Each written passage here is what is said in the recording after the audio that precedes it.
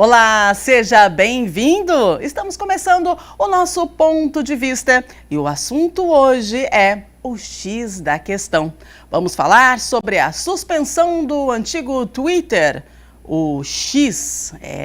Para debater esse tema, nós recebemos aqui nos estúdios da TV Câmara Campinas o professor de Direito Lucas Laurentes. Seja muito bem-vindo, professor. Obrigada pela sua presença. Muito obrigado pelo convite, uma honra.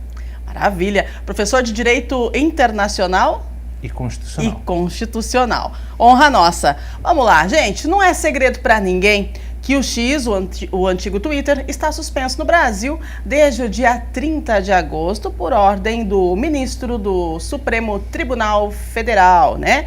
A decisão, confirmada pela primeira turma do STF na última segunda-feira, após uma longa disputa, né, entre a rede social e o judiciário brasileiro. Essa decisão foi tomada depois que a rede social descumpriu uma determinação anterior que solicitava a indicação de um representante legal da plataforma no país. Esse assunto chama atenção e a gente precisa entender sobre a regulamentação do ambiente digital. Doutor, qual o seu ponto de vista sobre essa suspensão e sobre uma regulamentação desse ambiente social, da rede social aqui no Brasil? Existe um projeto de lei muito famoso, né, o 2630, que propõe uma regulamentação mais ampla das plataformas digitais, redes sociais em geral. Ele foi um projeto que foi muito debatido há um tempo atrás, começo dos anos 2000. Houve um movimento, ele inclusive chegou a ser votado em uma das casas legislativas federais e tivemos vários debates dentro do legislativo com manifestações de especialistas de vários tipos. Esse projeto tem os seus problemas, muitos deles advindos de cópias de leis do exterior que podem criar problemas aqui. E, tendo em vista esses problemas, houve até um evento em que o presidente da Câmara dos Deputados chegou a colocar em pauta esse projeto de lei, muito importante, mas ele voltou atrás. Houve até uma situação em que o Google apresentou algumas manifestações contrárias ao projeto de lei dentro de seu mecanismo de busca. O CAD foi acionado para verificar se isso era algum tipo de utilização indevida do poder econômico que o Google tem. E, tendo em vista problemas do processo legislativo, inclusive houve um substitutivo colocado na última hora em pauta, esse projeto foi tirado da pauta, foi retirado da votação. O que nós temos hoje em relação a ex-Twitter, X, é uma situação que tem se apresentado mundo afora. Então, visto de uma perspectiva internacionalista, a gente consegue ver, né, situações não idênticas, mas que geram as mesmas consequências. Então, o TikTok nos Estados Unidos da América, o próprio X na Rússia e outras situações, inclusive o relator do acórdão, desse acórdão que trata do X, ele trata dessas questões no voto. Apesar disso, todas essas determinações dos Estados Unidos da América envolvendo o TikTok, uma briga comercial que também tem uma relação com proteção de dados pessoais, Rússia, também é citado dentro do acórdão da decisão. Uma investigação que foi instaurada pelo Parlamento Europeu em relação ao X. Existe uma generalização de uma tentativa de regulamentação mais forte das redes sociais, uma percepção internacional de que as redes sociais passaram a ter um poder exacerbado e, com isso, a reação dos estados, todos os estados nacionais, é tentar de alguma forma regulamentar isso. Muito bem.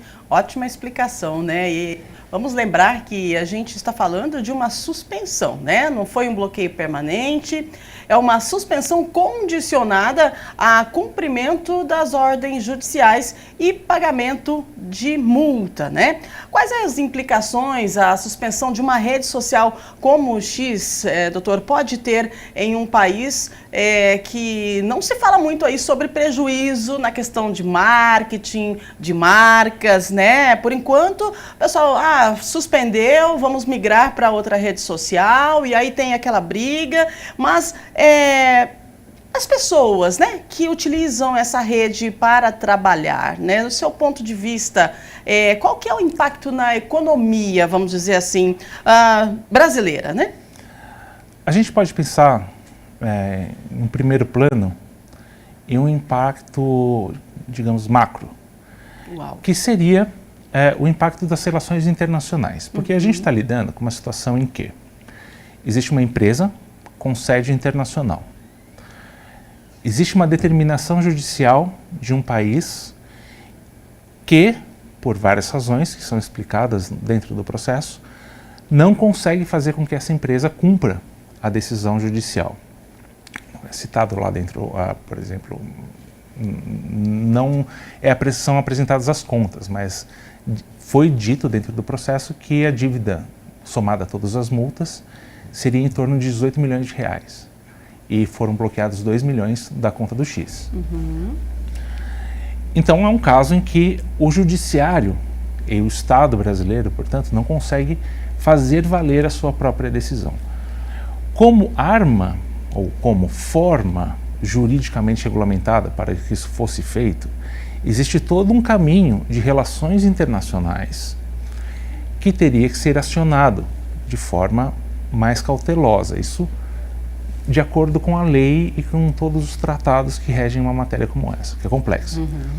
Então, teria que ser enviada uma carta de pedido de cumprimento dessa sentença ao Estado destinatário. Lá ele seria recebido por uma autoridade de cooperação central, muitas vezes o Executivo ou o Ministério Público, no caso do Brasil, vai depender de cada tratado internacional que trata dessa matéria.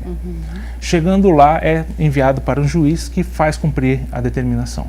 O problema é que isso, de alguma forma, gera muito tempo, demanda muito tempo. Sim. E o grande incômodo dessa situação e também dos projetos de lei que falam sobre isso e todas as situações que a gente listou antes, é que muitas vezes dentro de redes sociais acontecem situações perigosas até. Pornografia infantil, discursos muito violentos, que demandam alguma resposta mais rápida, para que as pessoas não sejam lesadas imediatamente por aquele tipo de difusão de ideia. Qual é o problema de não seguir esse procedimento? Que foi o caso do Brasil, foi o caso dos Estados Unidos da América também, que não seguiu esse procedimento em relação à China, no caso do TikTok. O problema é que se gera uma desconfiança internacional em relação ao país que descumpre esses acordos bilaterais.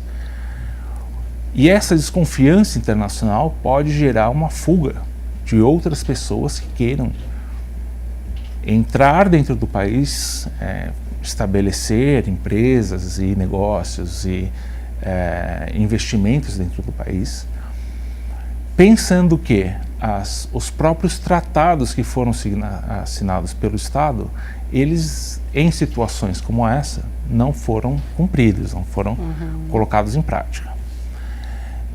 Então essa seria uma situação macro, seria uma desconfiança, pode se gerar, tá? Não é uma situação que a gente pode cravar imediatamente, mas pode se gerar uma desconfiança de uma grande corporação internacional para colocar investimentos dentro do país, pensando que em situações mais críticas como essa, os tratados que garantiriam o investimento dela podem não ser cumpridos. Fora isso, no âmbito mais microcosmos, né, das pessoas que trabalham e utilizam a plataforma, O que a gente tem visto de alguns relatos são pessoas que utilizavam a plataforma para negócios do seu dia a dia. E tinham algum tipo de mercado seguidor, pessoas que já eram cativas daquelas pessoas que estavam difundindo ideias e negócios e modos de vida ali dentro. Quando a plataforma deixa de ser acessada, deixa de ser acessível dentro do Estado, todo esse patrimônio imaterial da pessoa, que ela, querendo ou não, leva trabalho, tempo e esforços para construir, ela é perdida. Então, a situação ter sido gerada, ou ter tido essas consequências drásticas, de uma forma tão imprevisível e tão rápida, fizeram com que muitas pessoas, de uma hora para outra, não se vissem desamparadas em relação à sua forma de aquisição de dinheiro e forma de condução dos seus negócios diários. Perfeito.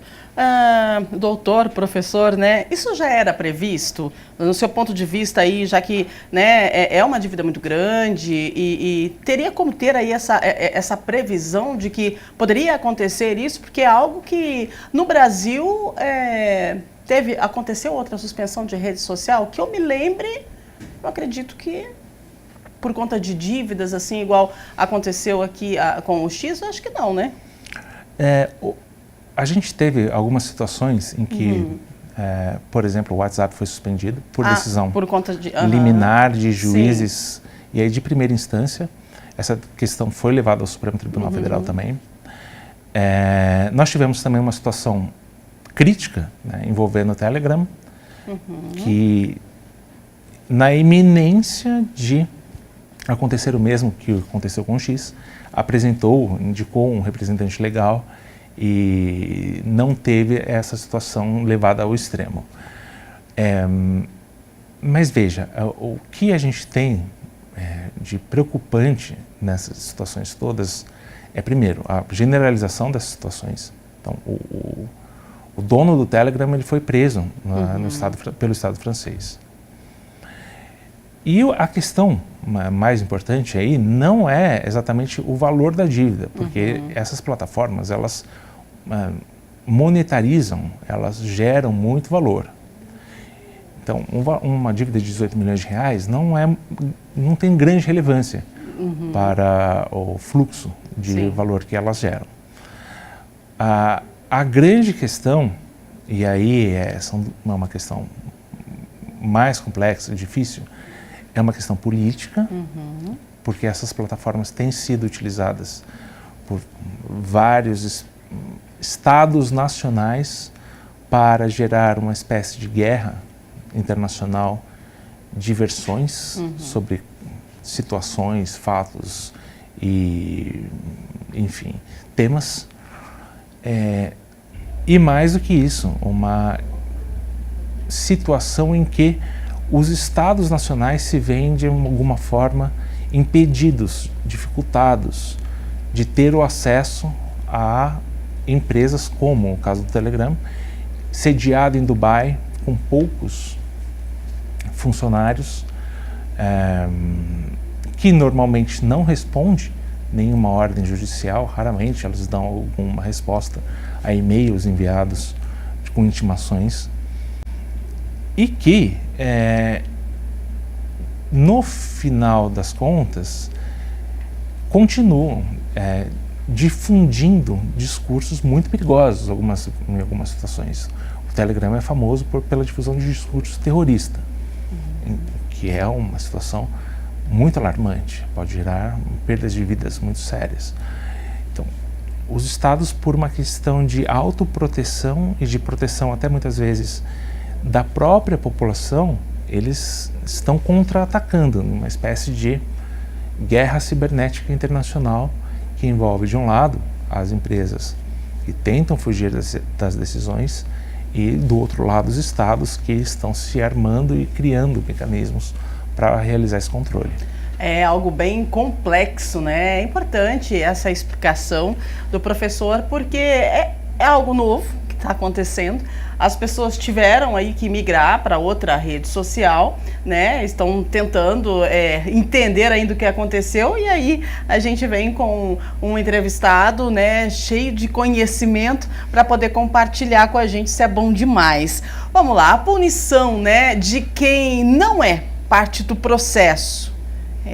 Um dos pontos polêmicos dessa decisão aí seria o uso da VPN, né? 22 milhões de usuários utilizam VPN hoje, me corrija por favor se eu estiver errada, e não seria inexequível o controle desses milhões de brasileiros que queiram usar a VPN para acessar o X, doutor? Qual é o seu ponto de vista referente a essa proibição? A decisão é questionável em vários pontos. Ela é questionável na fundamentação dela. A lei que trata da internet no Brasil, o Marco Civil da Internet, não tem um fundamento explícito que leve à conclusão do bloqueio. Sim. Foi utilizado um dispositivo do Código Civil em substituição. Fora isso, existe a grande questão do VPN e da aplicação de multas a pessoas estranhas do processo. Especificamente em relação ao VPN, em um primeiro momento foi mais alarmante a decisão, porque o que foi dito seria que todas as plataformas de download, compras e de acesso, desde o Apple Store até as plataformas do Google, elas seriam proibidas de autorizar o download e a utilização do VPN. Isso seria muito ruim, por vários aspectos. O que é o VPN? O VPN é uma máscara para que a pessoa possa utilizar a internet de forma segura. Então, ele é um protetor dos direitos de personalidade, da privacidade da pessoa. E esse direito existe. Então, a pessoa não pode ser impedida, sob o ponto de vista dos direitos humanos, do direito internacional e do direito constitucional, de exercer o seu direito. E é isso que, se fosse proibido de forma tão draconiana o VPN, geraria. O VPN pode ser utilizado como forma de proteção, por exemplo, em espaços públicos. Se você vai em um aeroporto e sabe que você pode ser vigiado ou monitorado por vários tipos de pessoas, até hackers. O VPN é uma forma da pessoa se proteger contra esse tipo de acesso indevido aos seus dados pessoais. Então, ele tem uma utilização muito corriqueira e legal. Ele é um instrumento legal que tem utilizações realmente que são legais. Então, ele não pode ser proibido para toda e qualquer situação. O que o ministro fez foi, ao que parece, proibir em um primeiro momento toda a utilização e após voltou atrás e disse que não, o que está proibido é a utilização do VPN para o acesso ao X. Isso. Qual é o problema aí, de aplicabilidade, de efetividade dessa decisão? O VPN, os aplicativos de VPN, geram uma máscara por meio da qual as pessoas se localizam em outro estado, geram um IP diferente, que a pessoa se coloca em outro estado para acessar aquele mesmo site que está sendo monitorado e que está sendo bloqueado. Perfeito. Primeiro, se a pessoa não se identifica na rede, utilizando um VPN, estando em outro estado, a gente não sabe como vai ser feito o procedimento pelo judiciário para verificar que aquela pessoa é um cidadão brasileiro acessando de outro estado e não um cidadão de outro estado acessando a rede X, sendo que, por exemplo, no estado da Argentina, a rede X não é proibida. Tá? Então, se o VPN mostrar que o acesso é da Argentina, mas de uma pessoa brasileira que reside na Argentina, em tese isso não estaria proibido. Essas questões mostram que essa decisão, além de muito polêmica, ela é de difícil cumprimento. Exato. Porque em uma situação como essa, seria necessário enviar de novo um pedido de informação ao Estado argentino para que identifique aquele usuário. Esse procedimento teria que ser realizado por todo aquele instrumental que eu falei no começo, de cooperação internacional. E esse mesmo instrumental foi o que, no início da decisão, foi dito pelo ministro que não estaria funcionando no caso do X. Então, nesse ponto, a decisão parece que é problemática e até um pouco inefetiva, não vai gerar os efeitos que ela pretende. De quem seria a responsabilidade da fiscalização? Seria da Anatel, no caso aqui no Brasil? Como é? A Anatel é o provedor de conexão, é o que a gente chama, tá? No Marco Civil da Internet. Então, ela gera a transferência dos pacotes de dados. Sim. Isso é um ponto muito importante da lei que regulamenta a internet no Brasil. Então, a Anatel é o órgão regulador da NET, claro, empresas que fazem a transferência de pacotes de dados e também geram um instrumento técnico que chama porta lógica, né? Então, como é que a pessoa vai acessar, qual é o local da internet lógico por meio do qual ela vai acessar os dados. Feito isso, neste trabalho de conexão, as empresas funcionam simplesmente como conduítes de informações. Elas são neutras em relação ao que trafega lá dentro. Elas não fazem nenhuma distinção. Só conduzem. Só conduzem o que está lá. Os provedores de conteúdo é diferente. São X, Facebook, Instagram e por aí vai. Todos esses provedores que geram algum tipo de seleção de conteúdo, eles têm um alojamento, eles têm um local dentro da internet e eles fazem uma seleção com base em critérios de inteligência artificial daquilo que é publicado e daquilo que não é publicado. O que você me pergunta é se a Anatel teria alguma força para proibir o acesso de uma pessoa que esteja no exterior ao X. Ela não teria, ela não teria esse poder de fazer com que uma pessoa que esteja no exterior não tenha acesso ao X. Primeiro porque ela é uma agência reguladora só das provedoras de conteúdo, das concessionárias que fazem a conexão de pessoas via internet aqui no Brasil. Então ela não tem jurisdição, ela não tem poder para fora do Brasil. Segundo que aquilo que ela determinou nesse caso foi simplesmente que o local x.com fosse proibido de acesso dentro do território. Então ela enviou uma determinação para todas as provedoras de conteúdo dizendo, olha, este local aqui não tem mais nenhum tipo de acesso dentro do nosso território nacional. O problema do VPN é que a porta VPN coloca a pessoa dentro de uma conexão que não está dentro do território nacional. E muitas vezes existem aplicativos de VPN que são dinâmicos, né? Então, uma hora a pessoa está localizada no território argentino, outra hora ela está localizada na África do Sul e vai migrando conforme o aplicativo possibilita essa dinamicidade, de mudança de portas de entrada. Que aula, né?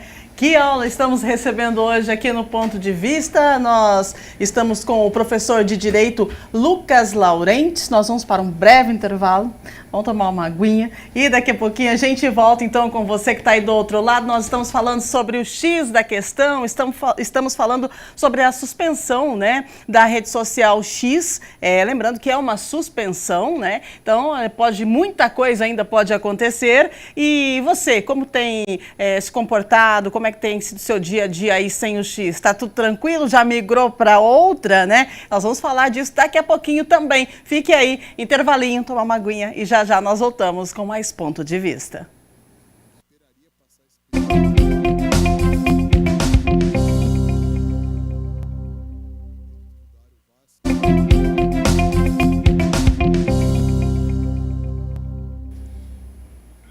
Viu só como foi rapidinho? Já estamos de volta com o nosso ponto de vista aqui na TV Câmara Campinas.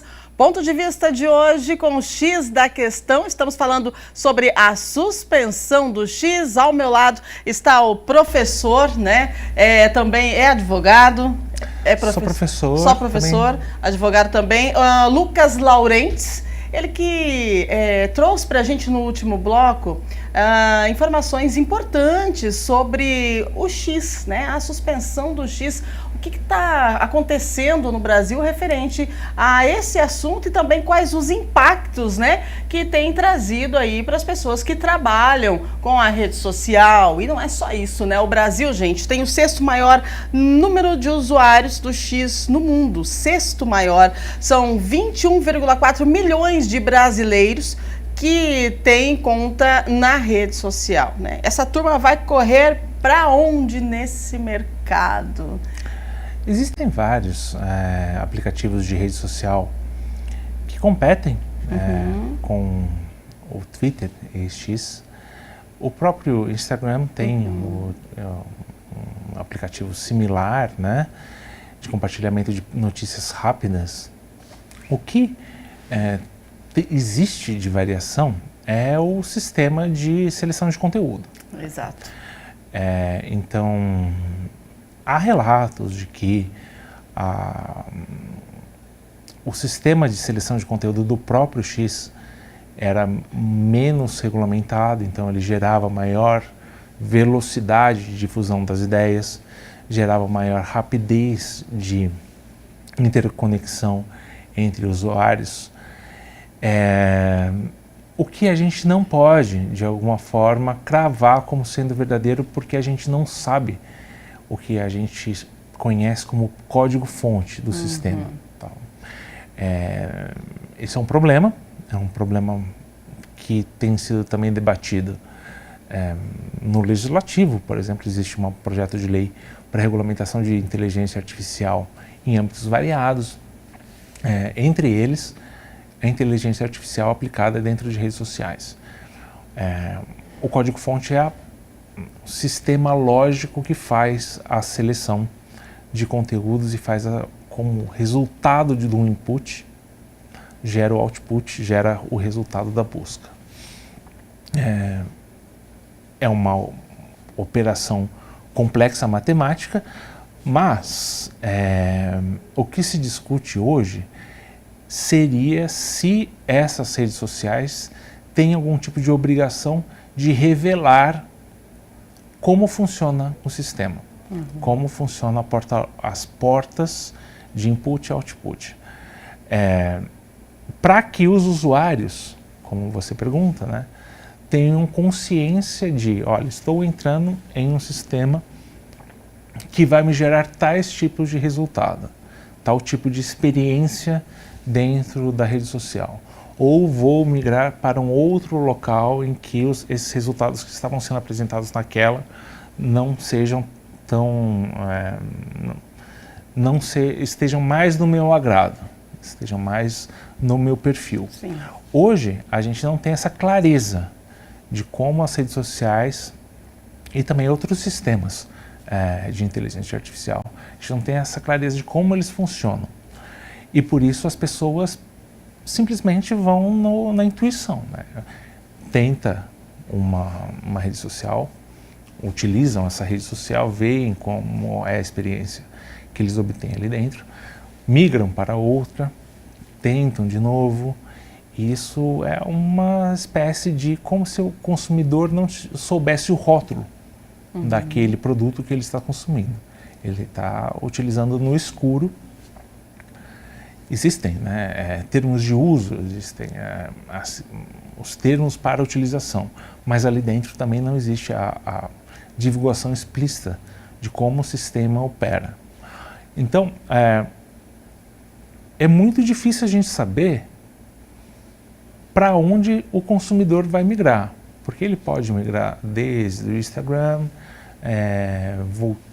outros aplicativos de relacionamento mais específicos, né? Mas isso daí a gente precisa, na verdade, esperar e tentar ver qual que vai ser a experiência e qual que vai ser a resposta do sistema à utilização que as pessoas fazem dele. Perfeito.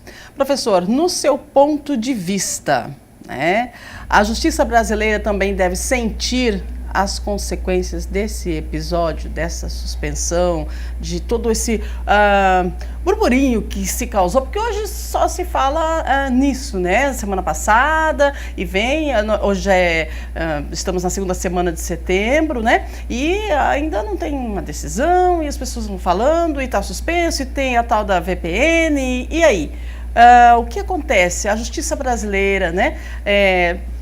Vai sofrer as consequências? Qual o impacto, no seu ponto de vista? A gente teve alguns debates no início de todo esse imbróglio, de toda essa discussão, que apontaram para um problema que é procedimental. E esse problema seria, olha, se a gente tem 11 juízes no Supremo Tribunal Federal, todos eles importantes, todos eles com carreira, todos eles com background para poder decidir de forma fundamentada sobre esse problema que é tão grande, por que não ouvir todos? Então, em um primeiro momento, causou alguma surpresa e também algumas situações críticas de o relator ter tomado essa decisão sem antes ouvir os colegas dele. Isso seria um problema de procedimento.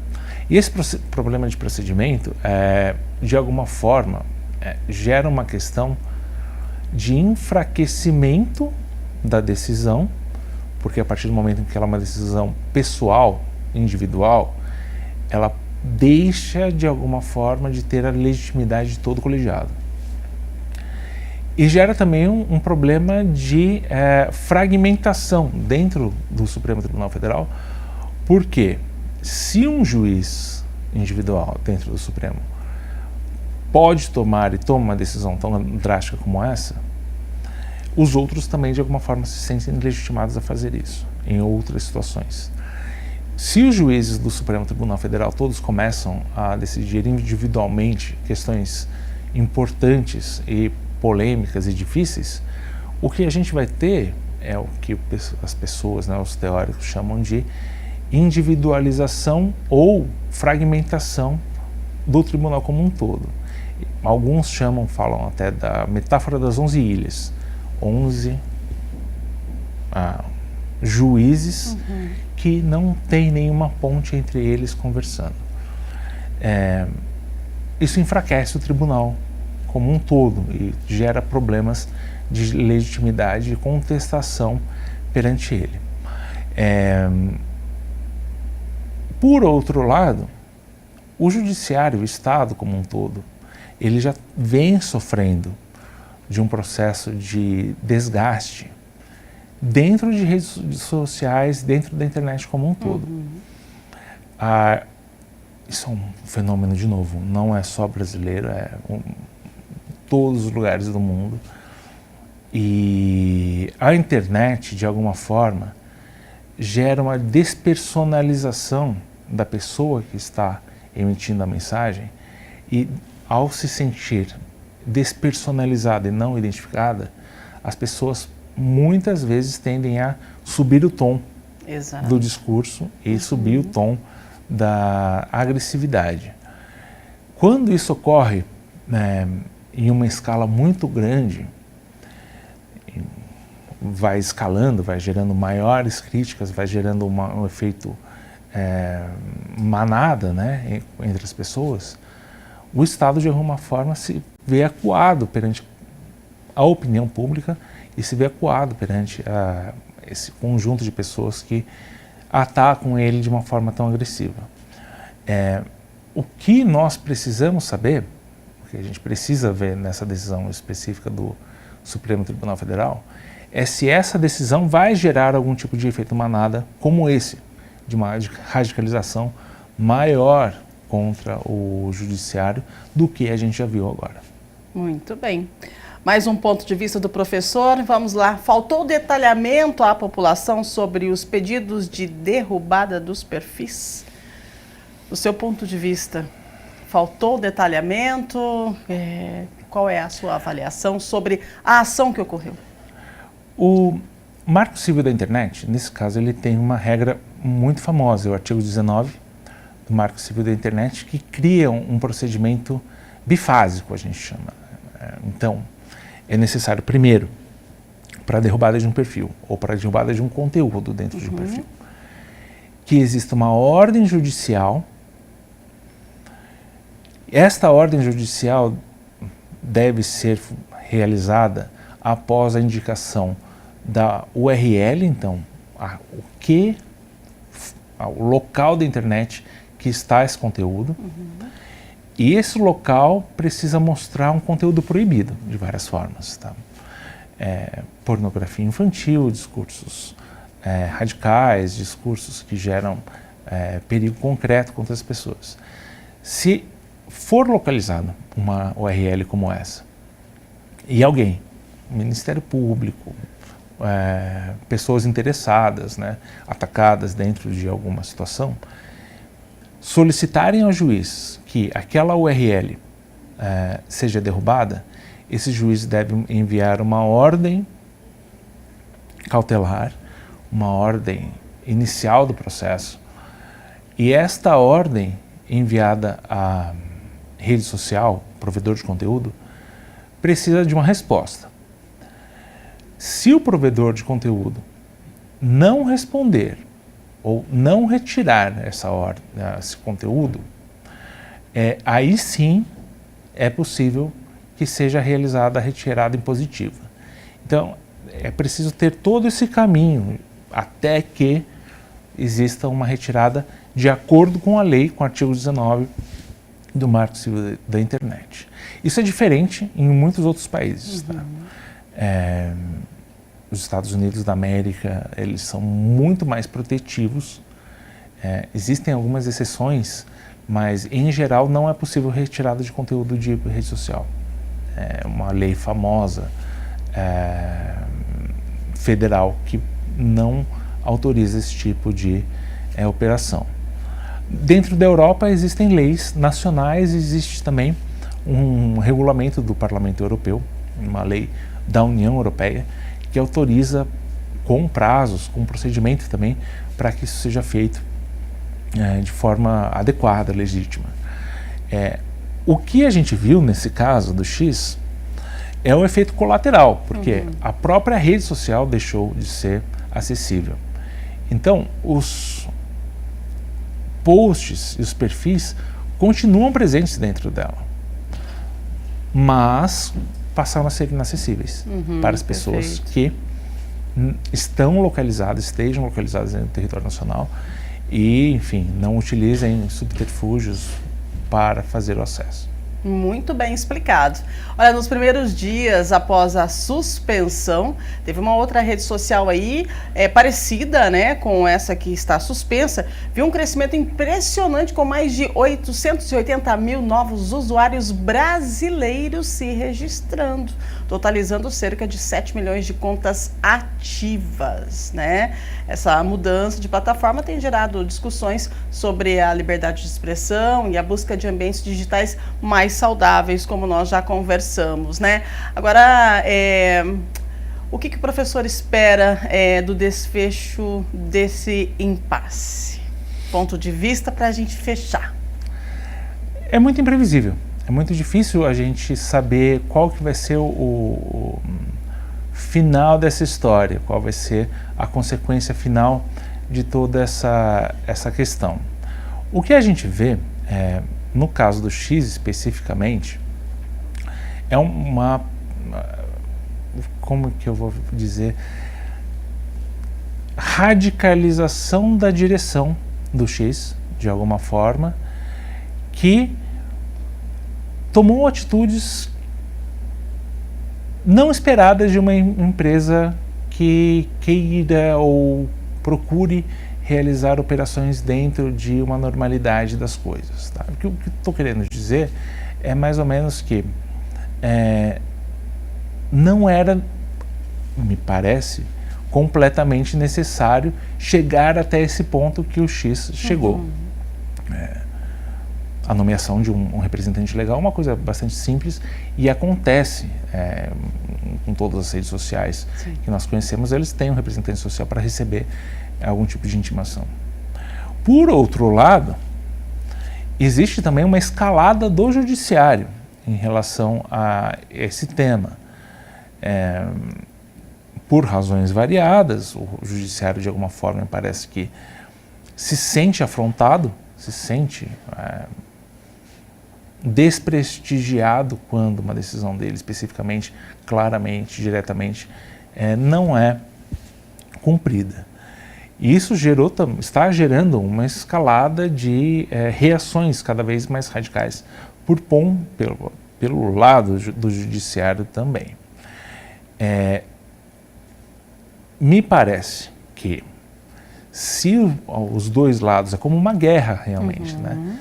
Não abaixarem as armas de alguma forma e não entrarem em uma situação de mais diálogo e mais de tentativa de entendimento, isso vai gerar cada vez mais uma escalada de dificuldades e uma escalada de problemas, seja jurídicos, econômicos, políticos, e é aquilo que a gente vê, né, nas relações internacionais em geral. Na guerra, todos saem feridos ou mortos.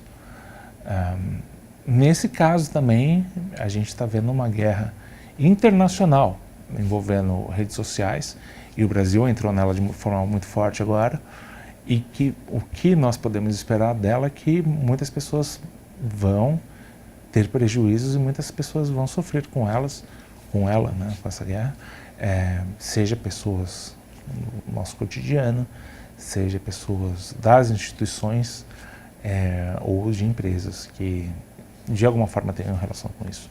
Professor de Direito, Lucas Laurentes, quero agradecer a sua presença com a gente aqui no nosso Ponto de Vista, TV Câmara Campinas. Olha, gratidão mesmo pela explicação, um assunto novo, né? E que a gente vai descobrindo coisas dia após dia, e nada melhor que ter uma pessoa aí que domina essa informação para poder deixar o pessoal de casa bem informado, né? E também deixar pra gente o seu ponto de vista. Quero te agradecer pela sua participação, pela sua presença com a gente. Muito obrigado.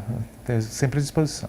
Maravilha! E a gente vai ficando por aqui. Olha só, o Ponto de Vista acabou rapidinho hoje, assunto muito bom, mas a gente agradece ao professor mais uma vez. Nós voltaremos então no próximo sábado com mais um assunto bem interessante para você. Agradecemos a sua audiência, a sua companhia. Lhe desejamos um ótimo final de semana e continue com a gente aqui na TV Câmara Campinas. Até mais!